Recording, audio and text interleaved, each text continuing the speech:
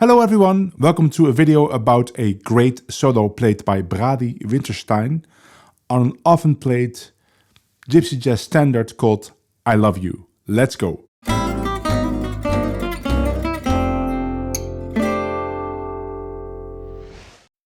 Maybe you noticed that this shot looks quite different from the video shots that were in the clip of me playing the solo in the beginning of this video.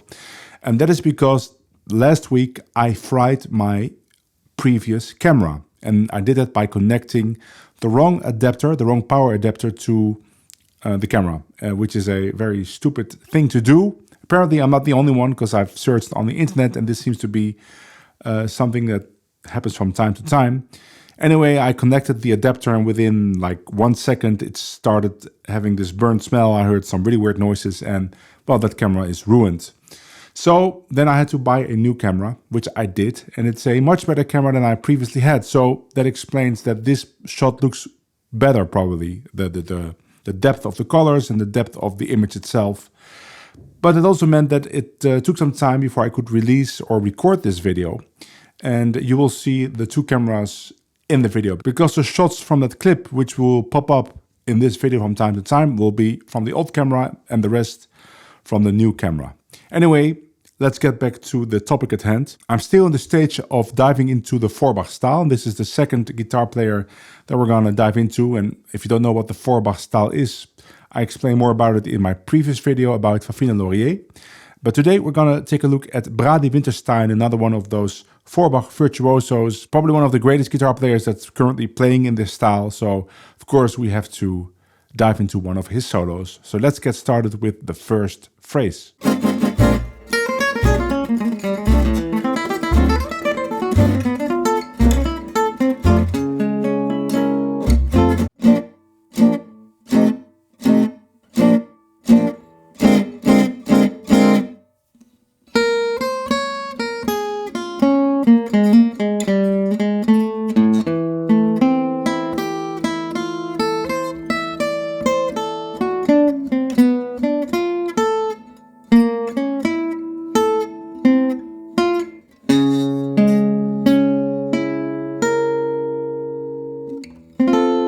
So what I did is combine a couple of choruses that I found of him playing this tune and made one chorus. So I took some of the ideas that I think that are very interesting to talk about and made one coherent solo, but he never played it exactly like this. So I'll put a link in the description to the original video so you can take a look. I think the video is originally on Facebook, so it might not even be public, but you could try clicking on it anyway. So I started the solo with a kind of an intro, which of course is also not in the original video, but I wanted to have two Christoph changes in there. So that means that we take one of the Christoph changes as an intro. And Christoph changes are those last 8 bars that you find in many tunes, like All of Me, or Donna Lee, or I Can Give You Anything But Love, where we go to the 4th degree. So now we're in the key of F, so we go to B flat, and then we get a B diminished, or B flat minor, both possible.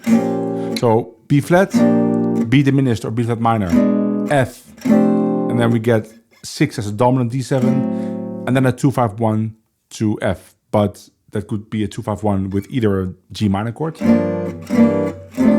or with a G7 chord. Now this progression happens a lot in jazz, but maybe even more in gypsy jazz. So it's always good to have material to play on it, and I made several videos about it. I will link a video that's only about the progression in the description.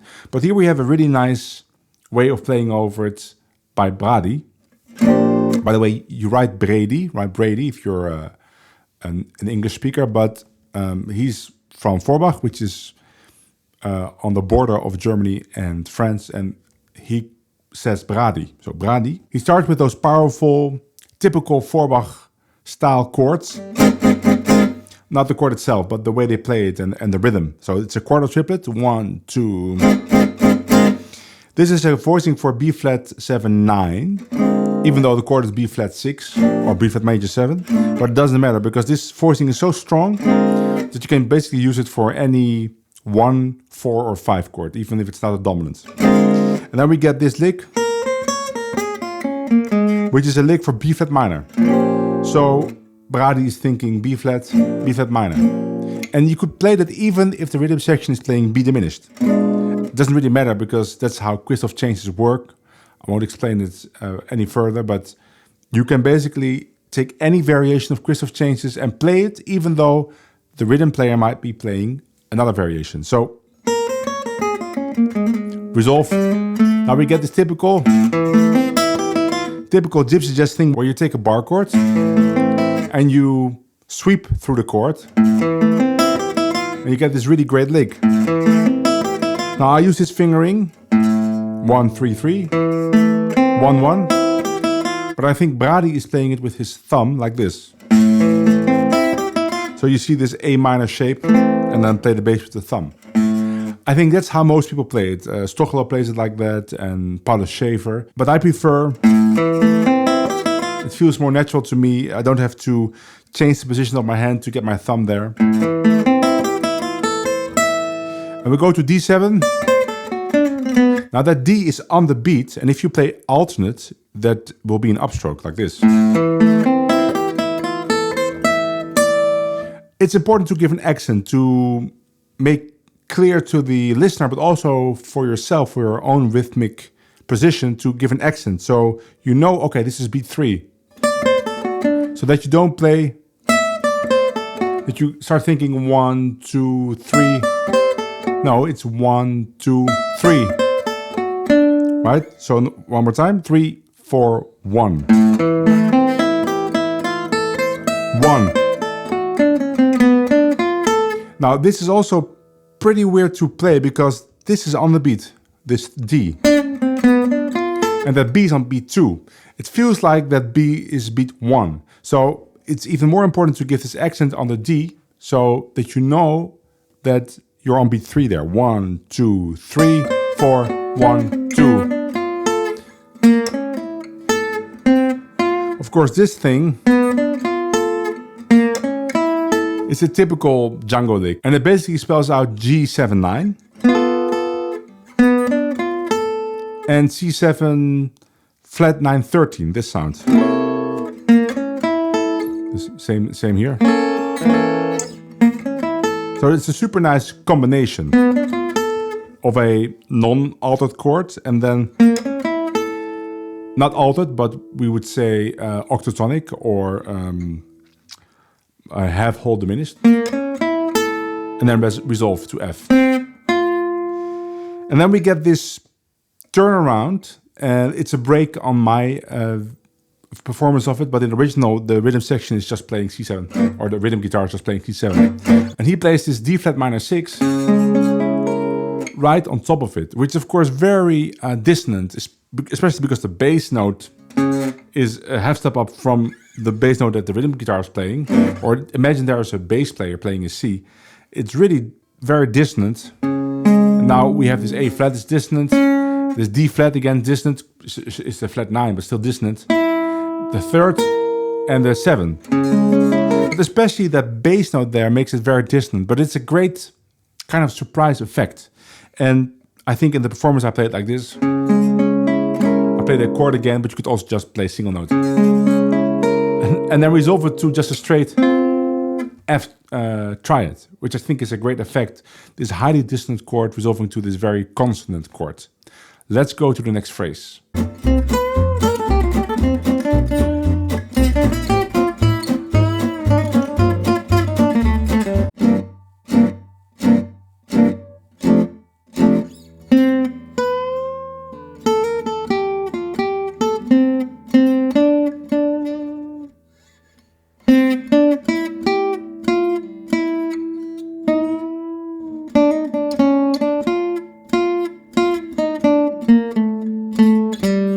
This is a beautiful melodic phrase for F. Even though the chords say F and then E7, that's just a, we would say, retardation chord. You don't have to play on that E7. You can, but you can also just stay in F, and that's what's happening here. Really nice bend. Of course, this note fits on E7, right? It's the 7, but you could also view it as a 6 of F. I think more of a 6 of F. So this phrase can be played on any one chord of any tune, as long as it lasts 4 bars or 3 bars. And then we continue. Another melodic phrase, this time ending on the major 7. And now we have this G sharp diminished chord in the backing, and he plays this beautiful phrase with a bend. So that E is one of the nicest notes you can play on this diminished chord. You could think of this voicing. You could play that voicing there. So that E is definitely a note that you should be hitting in your solo. Even nicer with the bend. I think he bends down. I've never been good in bending down. It's the same effect though. So I bend up. And now we go to G minor. That's a typical phrase for G minor 7. So the chord is G minor, but you could be playing G minor or G minor major 7 or G minor 6 or G minor 7. And then we arrive at the next phrase.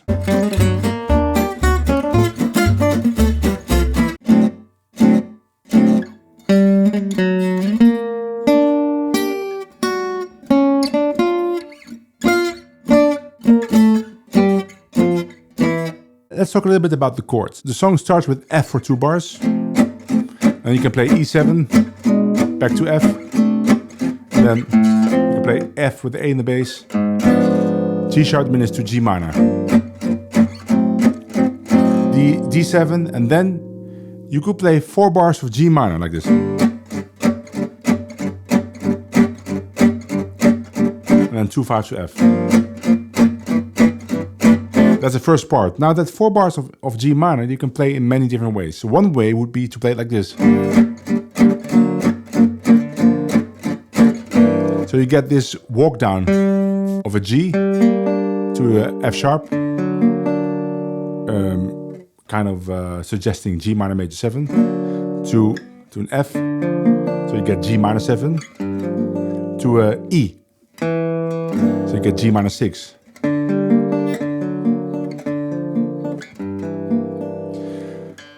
So you could say, oh, it's all G minor, and it is all G minor, but you could also think of these chords: G minor, D7, G minor 7, C7. And in that progression, there's also this same descending line. G minor to D7, to G minor 7, to C7. Same. So during your improvisation, there's many possibilities. You could be thinking of G minor, you could be thinking of G minor major 7, G minor 7, G minor 6, or you could be thinking of G minor D7, G minor C7. All good possibilities, and you could play with that moving line. Even playing them at the spots that they're not in the rhythm section. Just experimenting with different extensions on the G minor chord. So that's what's happening here. Brady plays different extensions on the G minor in one lick. Major 7, you go back to just the roots, to the major 7 again, and then to the minor 7. And I think in the original solo he actually goes to the 6 even. But then I switched halfway to the part where he goes to octaves and chords. But even there you have the line going to an E. 1, 2, 3.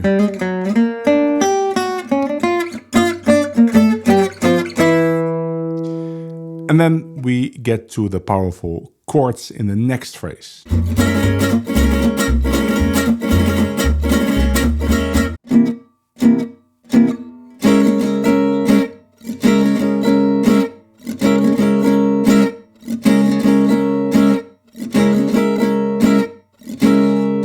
And here we have some typical FORBACH style powerful chords. We saw an example of this also in the previous video with Favino. There's a link to that video also in the description. Go check that out if you want to learn more of those chord tricks. And there will be more in future videos. But what's happening in those passages is that you take a kind of an odd chord and you force it over a progression until you resolve it. So here the progression is at 2 5 1 to F, G minor, C7, F, C7, F, and then we're at the second half.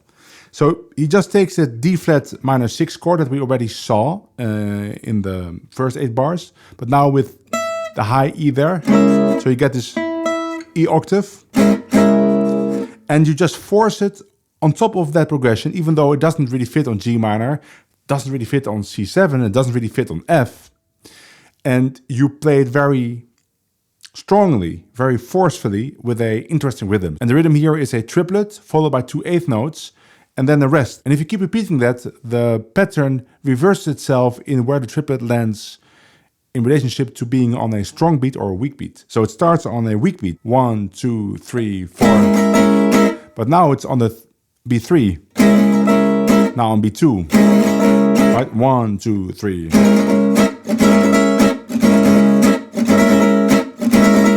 Give an accent on the first note of the triplet and the last note of the eighth note. So on the first and the last note of this little pattern. 1, 2, 3. And he plays it 5 times, and the last time, the 5th time, he ends on beat 1, but he has to go 1 more bar before he is on the new section. So he plays an extra quarter note there at the end to land in the correct place. And I don't think he planned that. I'm gonna play it 5 times and have to add 2 more quarter notes to complete 4 bars. No, he just hears that. Of course, he feels like, okay, I need more before I can continue my next lick on the next F chord. So that's how it goes, and that's how you should also train yourself when you do this. It's very almost scary to do it, right? Because you don't know what's gonna happen, and in the beginning it will sound pretty weird.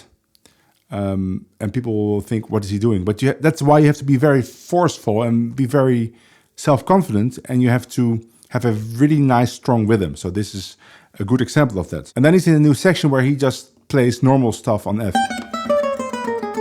And that's the next phrase, but still. So you get this. And it's a big relief when you get out of that pattern and all of a sudden it's very consonant, the dissonance is gone. And it's really awesome if you're able to do that. And the FORBACH style players, it's their specialty. And it's almost like magic. So it's my goal to find lots of those examples for me to learn, but also for you. So now you have one here, but there's also one in the previous video. And I already found a really nice example for the next video, which will be here very soon.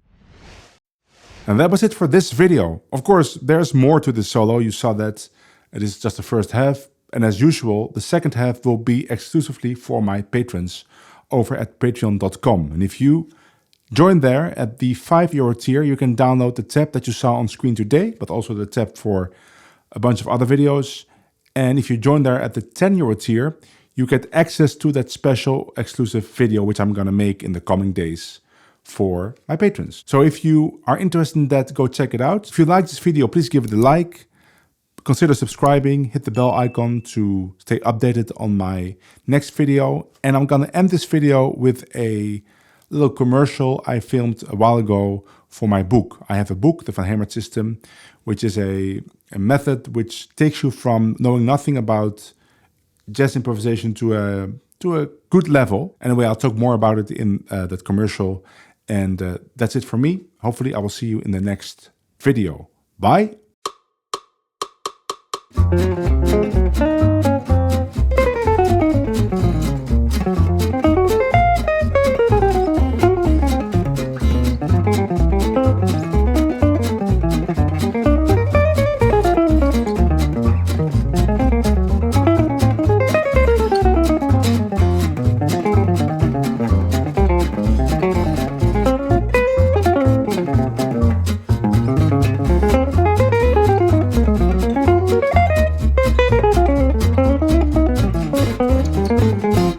Hello everyone, you just listened to a jazz guitar solo on the chords of the tune Argentine. If you are a guitar player and you always wanted to play jazz but had no idea where to start, I have a solution for you. I just released a book called The Van Hemert System, which describes the system I used myself to learn how to improvise, like you just heard. The methodology is completely based on learning a couple of shapes across the guitar neck that will enable you to improvise on every jazz standard you can think of. Of course, it's gonna take a while to become proficient at playing those shapes and how to apply them, but you don't have to learn anything else. No music theory, no scales, no arpeggios, no fretboard identification, no ear training, just learning those shapes and how to apply them. That's what I did myself, and you just saw the result. If you are interested in learning to play jazz guitar like that, and you are in the US, order my book in the web store of jungleguitars.com. And if you are in Europe, send a mail to this email address. Bye!